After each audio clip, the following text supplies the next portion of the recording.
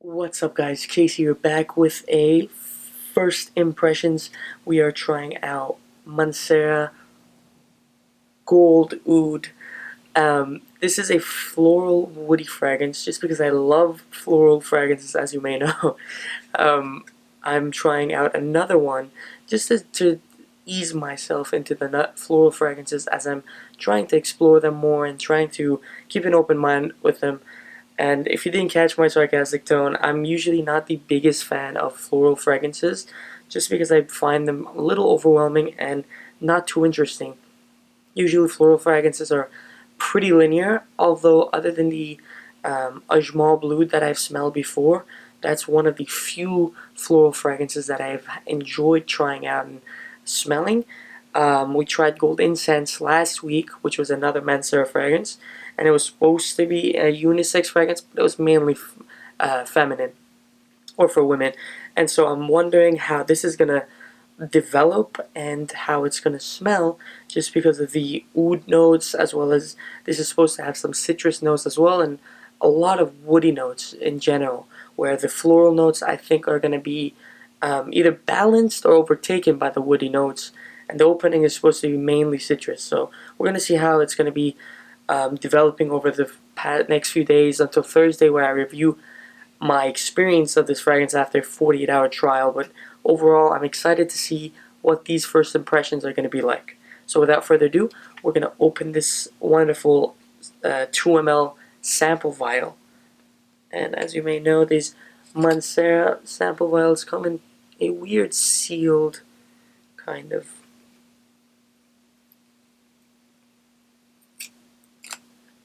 And once again, they have most of them the same advertising inside of these labels. And so we're going to just pop this open, take it out. Usually my experience with these Mancera fragrances is that when they have wood in them, they not only project very strongly, but they last very strongly as well. So I'm excited to try this out. So I'm going to fill up the spritzer once, twice. So now I think my wrist is ready. Oh, that was a weak spray. There you go. So now it was a full spray. Just in the opening, I already smell the oud and the rose. The rose is very significant right out of the bottle. So in the sprayer, I smell less of the rose, but on my wrist, I definitely smell that rose note very prominently.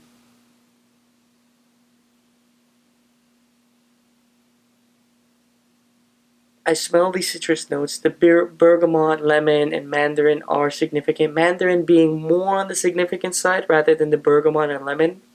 Usually bergamot is a very strong note that you can kind of get that zing right out of the sprayer once you spray onto it, if it's supposed to be a more dominant note. But in here, I'm smelling more of the mandarin, more of the rose. There's some hints of saffron, black pepper. That agarwood oud note is definitely wrapped around the entire fragrance.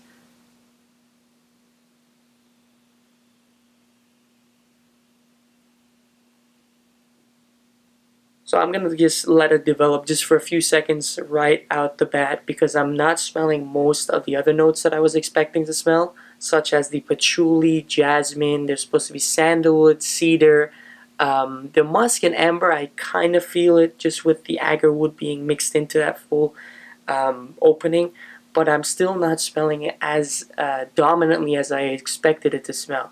The agarwood, the rose, the black pepper, the mandarin, the citrus and lemon in the opening were slightly significant, but the mandarin definitely overtakes it as the main citrus note.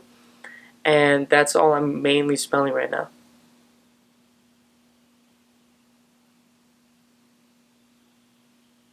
Other than those notes, like I said, I'm not going to be expecting to be smelling them anytime soon. I think after maybe a good 20 to 30 minutes, once it settles down, maybe 10, the fragrance is going to get a little more developed, so I can kind of get those other notes that I'm expecting to smell.